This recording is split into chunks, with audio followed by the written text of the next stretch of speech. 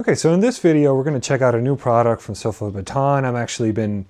This will be the third product that I've reviewed from SofaBaton, and they were nice enough to let me know that they came up with a new product called the X2 to check out and show you guys what it's all about. And I was really excited to see it because I've seen the progression of the brand and what they can do over the years, and I think this is the one that is going to take them to the next level.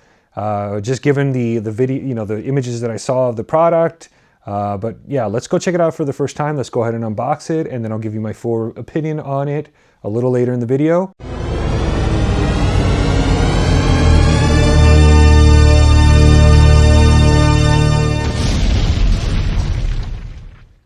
I have the newest product from SofaBaton right in front of me. This is called the X2 Smart Remote. It's been a while since I've reviewed a SofaBaton on this channel. I've reviewed the X1, the X1S. They were great. They got the job done. Basically consolidate all your remotes into one remote, one smart remote. The point of a universal remote is to reduce clutter and to get rid of all, unnecessary remotes. I mean, that's what I use. Before I switched to Control4, I had my Harmony, and then I used the SofaBaton.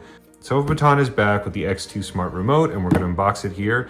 Along with the SofaBaton, this is a wireless transmitter that can communicate with the base, so you can send remote commands into another room wirelessly, which I think is kind of a game changer.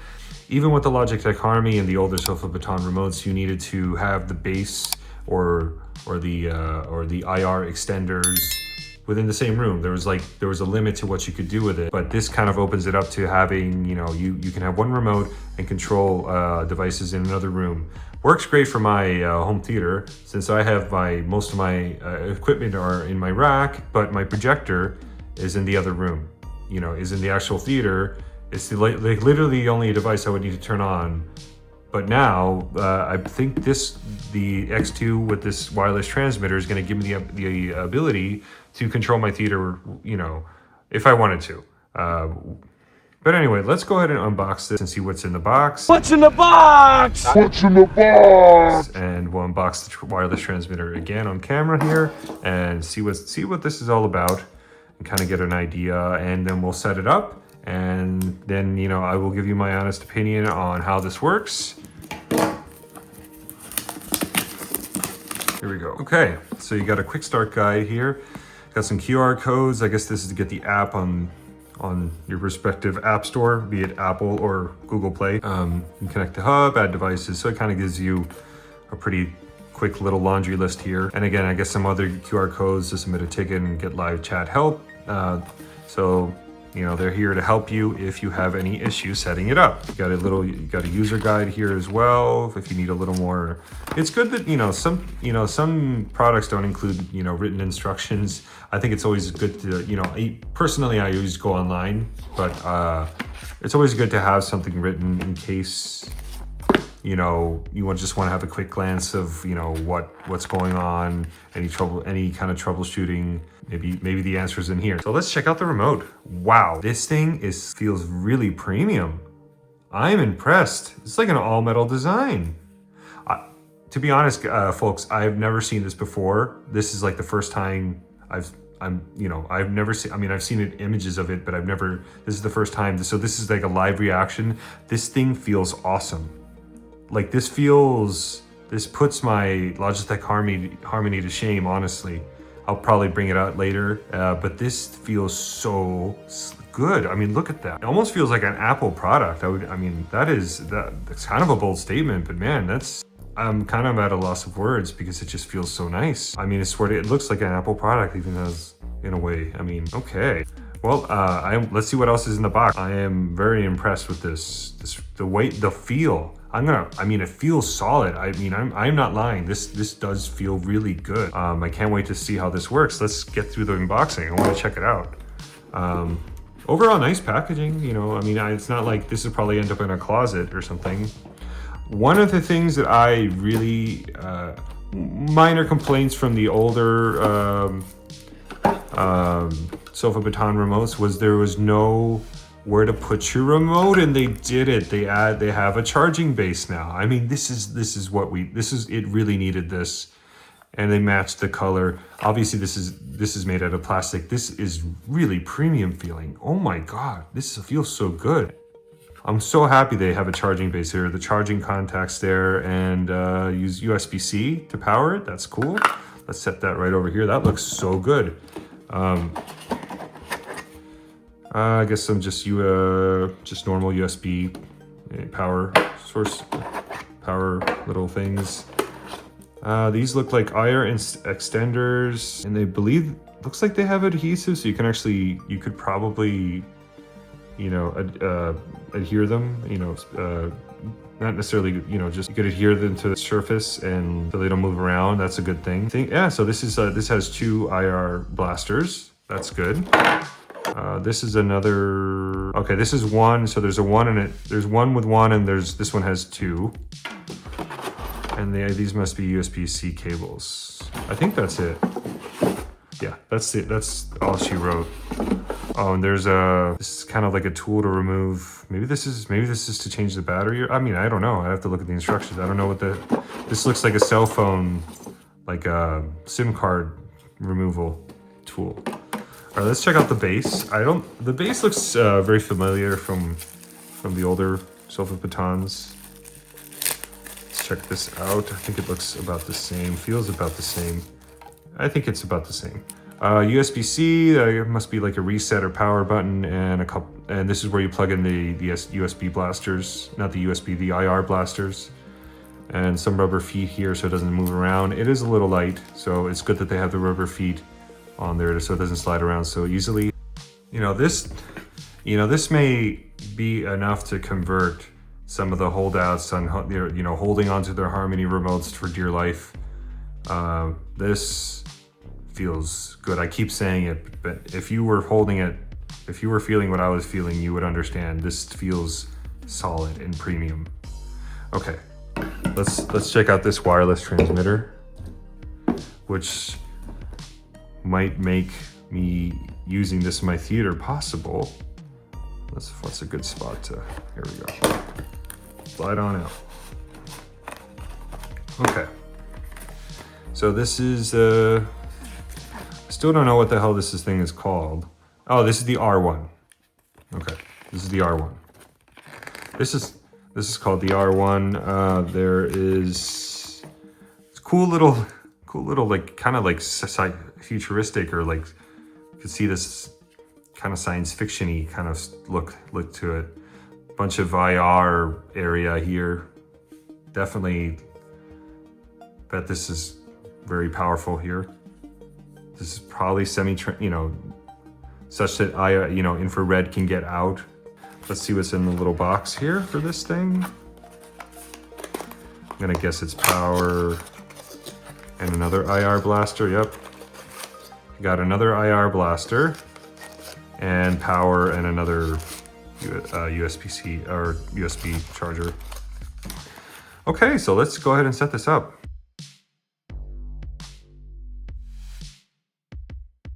Okay, so let's go ahead and try to set this thing up. So I'm gonna hit the X series button on my phone here.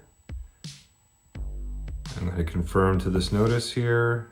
I'm gonna set up a new hub.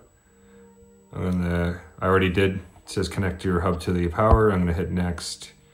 And then press and hold for 3 seconds. I'm gonna go ahead and do that. I'm gonna come right back. All right, so I'm gonna hit the button in the back and hold for 3 seconds. Holding the button for 3 seconds. 1, 2.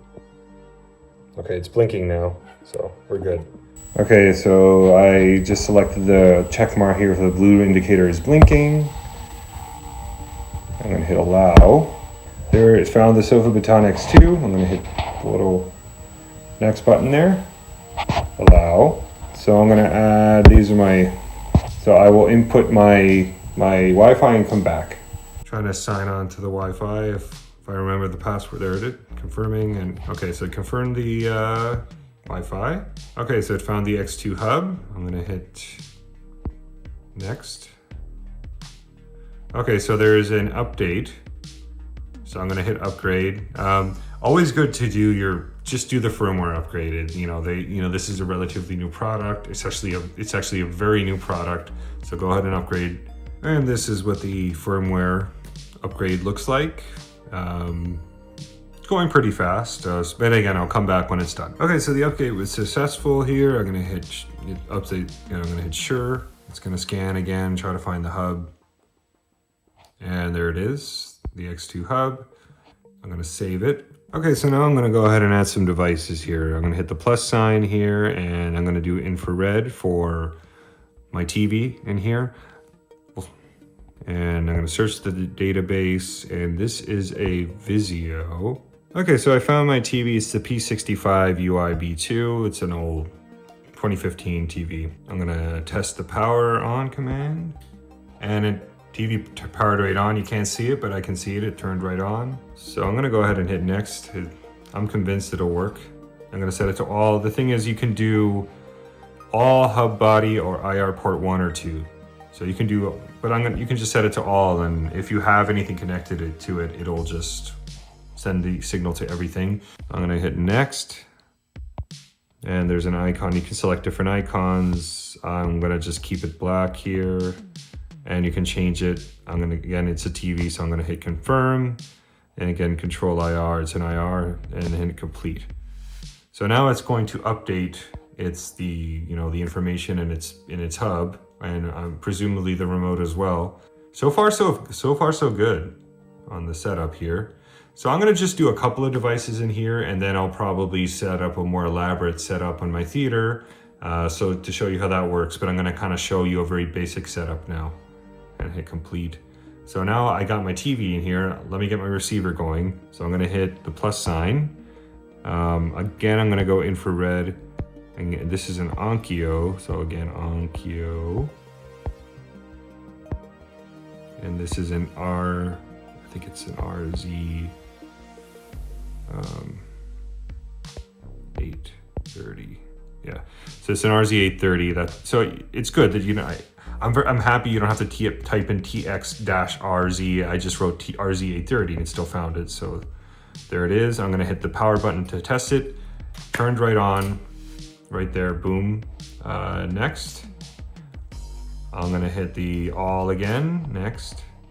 And icon, let's see, I'm gonna keep it the same, but I'm gonna change the icon from a TV to maybe something that resembles a receiver. Maybe with a volume knob or something. I'll just do this and hit confirm and then complete. And then again, it's gonna go and add it to the hub. I'm gonna hit complete there, and then I'm gonna add one more. I'm gonna add my Apple TV. And this time I will try, let's see if I can do Bluetooth, and it's gonna give you a few options of things that it can do, like Android box, Android TV, and there's the Apple TV, AWOL, Vision, Fire TVs, NVIDIA Shield. You can do some PlayStations in there. TiVo, wow, Chromecast. I'm gonna go ahead and select Apple TV. It looks like it's downloading what it needs to get this to work from its servers. The good thing about this is you don't have to pay a monthly fee. This is just included. And now it's giving you instructions. So I'm gonna go ahead and get my Apple TV going so I can actually see the screen, and then I will walk you through doing that. All right, so let's go to the Apple TV and go to Bluetooth. I'm assuming that is in devices. Yeah, Bluetooth, other devices. Let's see. And there it is, it showed up, SofaBaton. You can see it there. I'm gonna hit connect and pair. And you can see it says keyboard connected, that's normal. On the actual app, it said, complete. So it actually worked, it's all connected, and it says not configured though. All right, so I'm gonna go ahead and try to make an activity with this. So I'm gonna hit, if you look down here at the bottom of the app screen, there's devices, activities, and me. You can go into that. I'm not gonna do that right now, not for this particular tutorial. I'm gonna go ahead and hit activities and hit plus. So so it gave me a warning. It says I gotta complete the configuration. So let me go ahead and do that. So it says before creating an activity, you need to complete the device's power settings. So let's do that. So I'm gonna go ahead and hit yes, enable power control. And then I'm gonna run to the test and see if it works.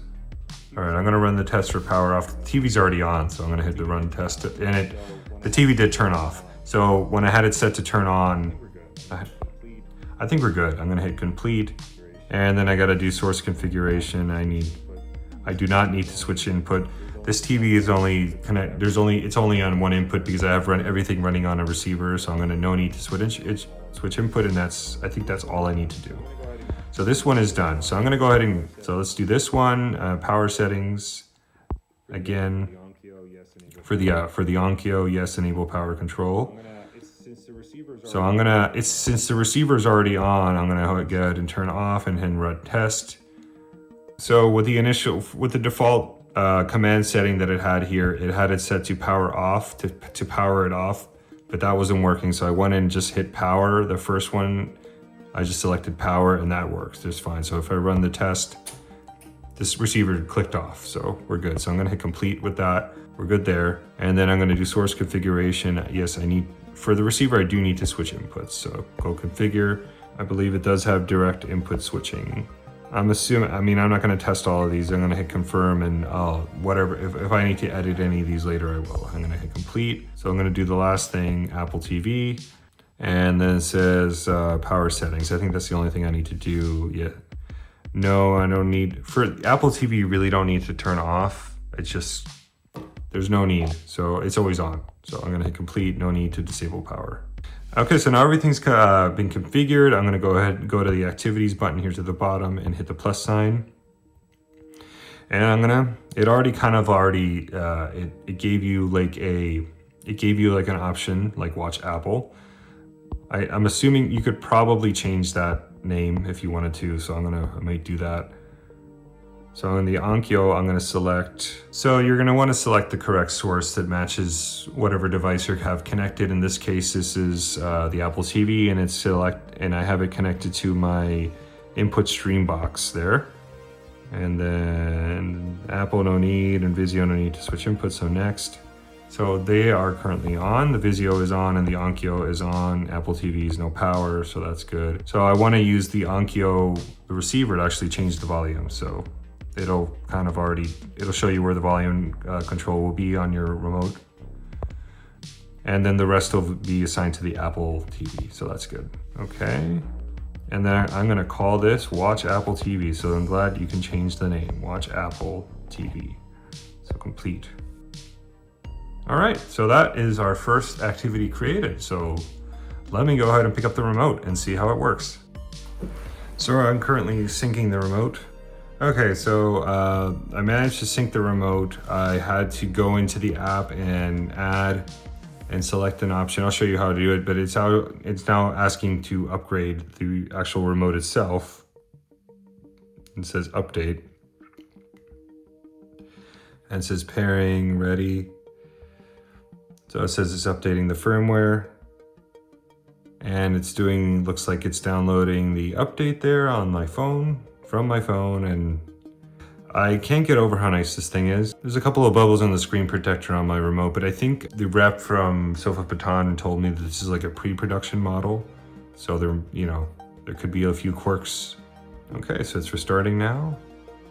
Overall it's pretty painless. I had to get the remote to sync up. I'll show you what I did real quick, and then it should be, pretty easy for you. It's restarting. So I finished doing the firmware updates on the actual remote and all that. Pretty straightforward. I didn't get it all on camera. It's just gonna restart a couple of times, and it's pretty self-explanatory. You just follow the prompts on the screen and you'll get through it. It worked fine for me. Okay. So I'm gonna go ahead and try to add this receiver, and what I'm gonna do is all right, so let's go to settings here. And then as you can see, there's a little section here that says paired repeaters or pair a new repeater. I'm gonna hit pair a new repeater. And now I'm gonna go to the actual repeater and hit the button in the back of it. Okay, so now it's asking me to upgrade the repeater. And there it says version 30, I'm gonna hit install. You can't see it, but I can see the little light blinking on the repeater over there. I'll come back when this is finished. Okay, so the firmware update's been complete, and that's it. I'm gonna call this system setup here. So that's pretty much everything you have to do to do a very simple setup. I'm gonna go ahead and set this up in my theater so I can show you how I can use the repeater to turn on my projector and have everything else controlled from the hub itself or the repeat or the IR blasters. But first, let's go and test this thing in the other room.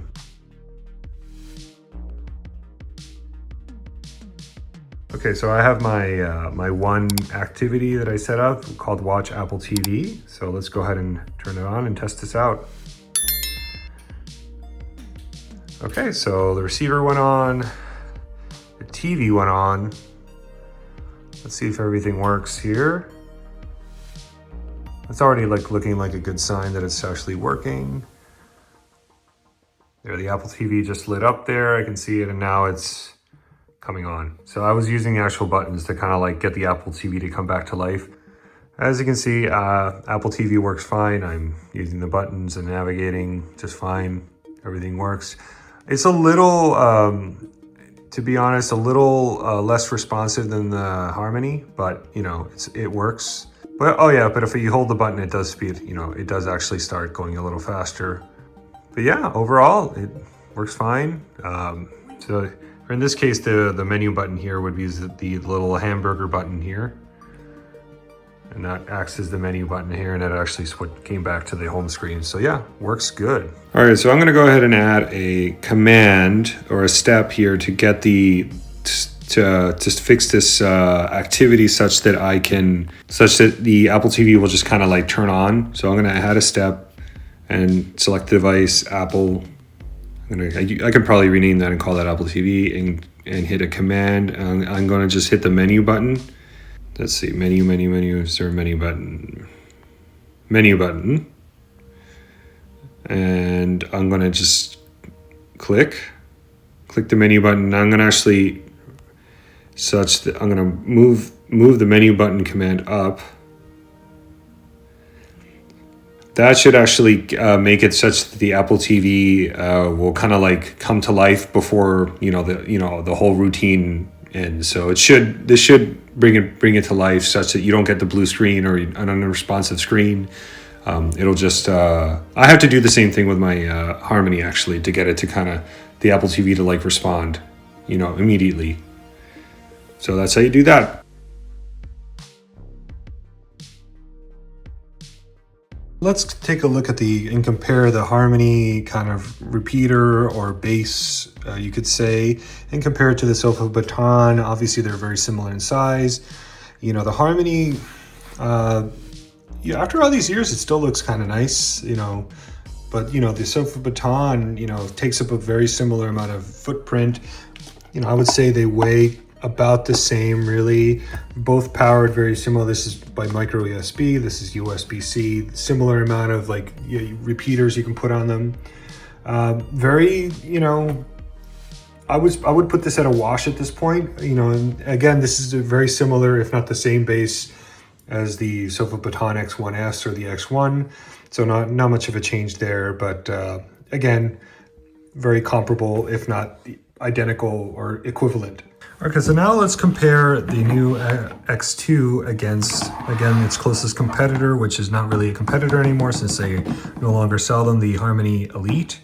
From a fit and finish perspective, the X1 takes it.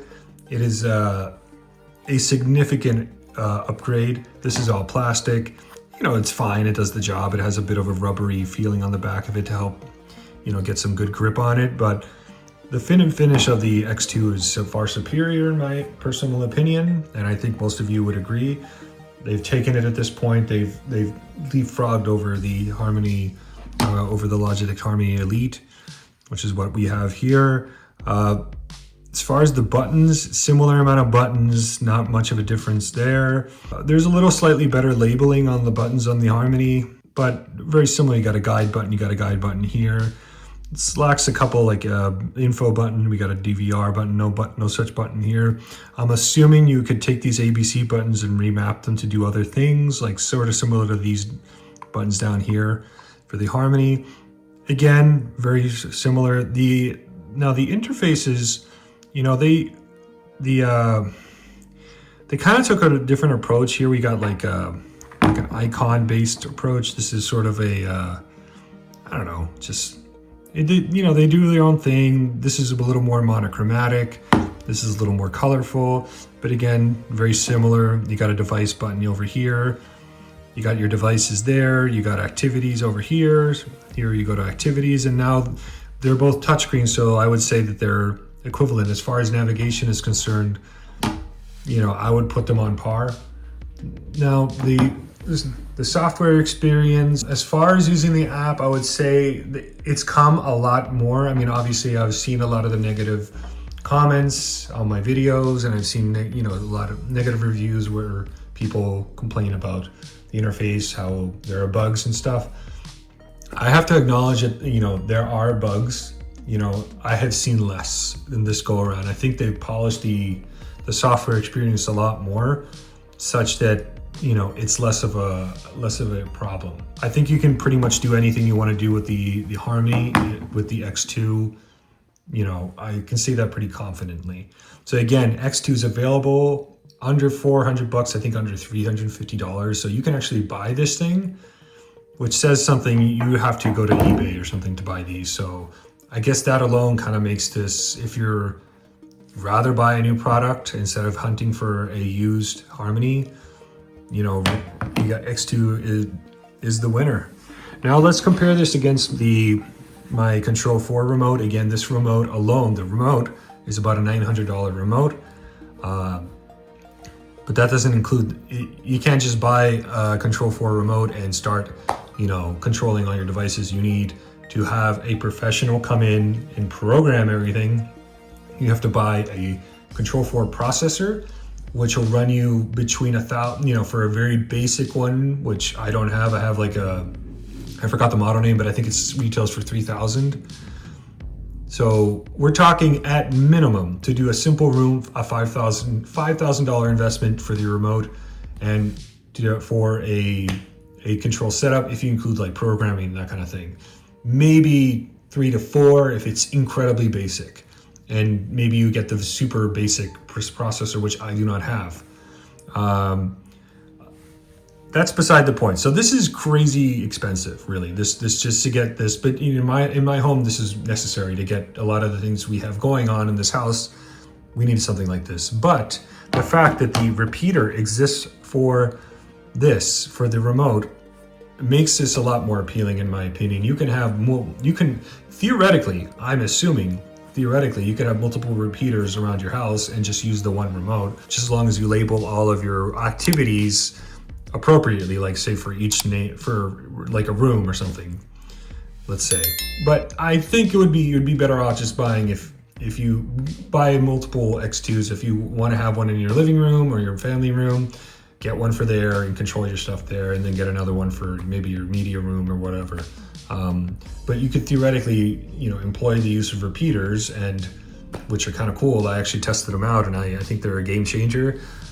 You just use the one remote as long as you label everything really well. Unfortunately, you know, I have a very simple name. So here, as you can see, it says Watch as I Do. You could theoretically, well, Watch as I Do living room. I don't know, or Watch Apple TV living room, and it'll scroll the whole thing, you know, a little slowly. So you might have to wait a second to see the whole name of the thing before actually hitting the activity. But as far as fit and finish, I would say similar. The Control4 has a slightly bigger screen, but overall, fantastic. You know, I would say the fit and finish is almost on par to my Control4, which is about a $900 remote by itself, not including programming, not including the processor that you need to get a Control4 installation working. So I have to say that I'm very impressed with the X2.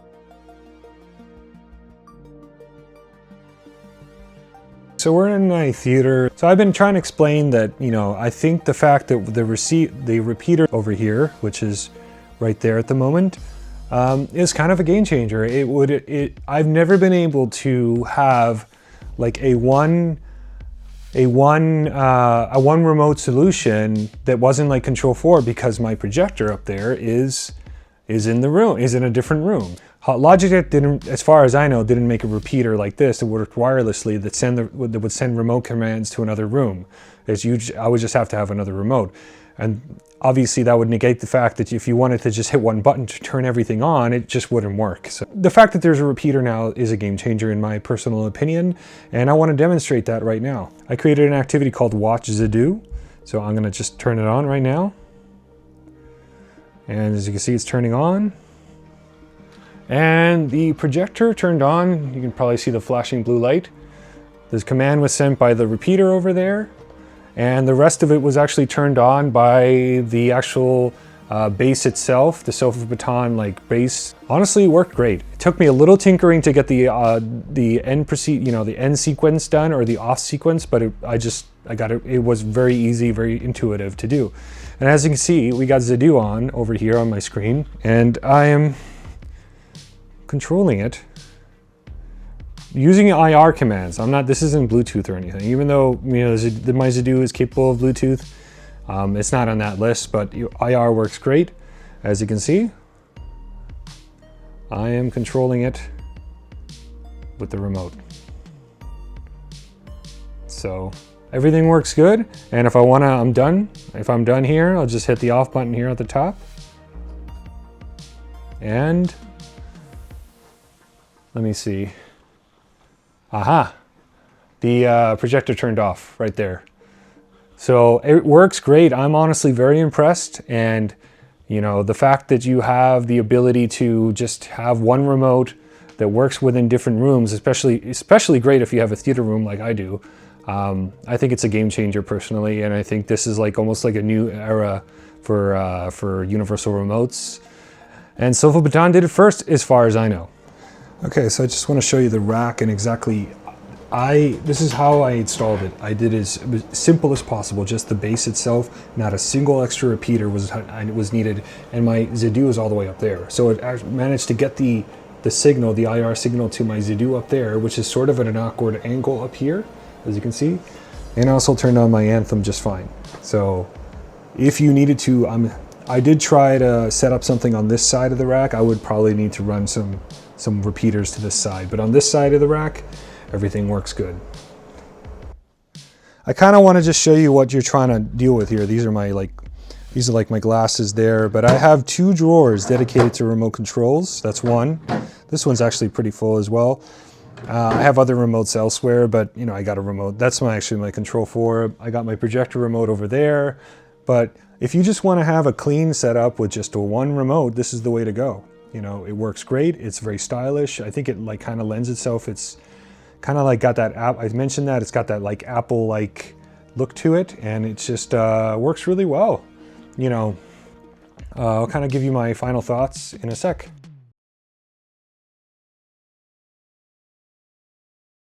I finally got a chance to check out the SofaBaton X2. I'm happy to say that this has exceeded my expectations. Not only does it look great, it feels premium. I really think they outdid themselves with the design of the unit itself. If you've been waiting for a proper Logitech Harmony replacement, in a lot of ways this has surpassed the Logitech Harmony. I can pretty much say that they have come a long way with their software as well. It's running more stable. The actual design of this thing is just off the charts. It just obliterates what the Harmony was. You can not only do what you could do with the Logitech Harmony, but you can do things that you couldn't do with that. The fact that they have a wireless repeater is next level. The fact that I can use this now and turn on my projector while still having the base, the SofaBaton base, or the IR emitter in my rack. If you like keeping your equipment out of sight, but you still need a way to turn on your television, you can have this wireless emitter somewhere in your room that would line of sight to your television, or in my case, the projector up here, and you're good to go. I can easily recommend this given the price. This is, we're talking under $400. This is coming from somebody that invested in a Control4 system that costs multiple thousands of dollars. If you're looking for a way to reduce your remote control clutter, then I think the SofaBaton X2 could be the solution for you. If you have any questions beyond that, feel free to leave them in the comments. It really helps a lot if you can like and subscribe. I can really use your support. If you found any value in this video, please consider subscribing to the channel, really helps. And again, I'll see you in the next one.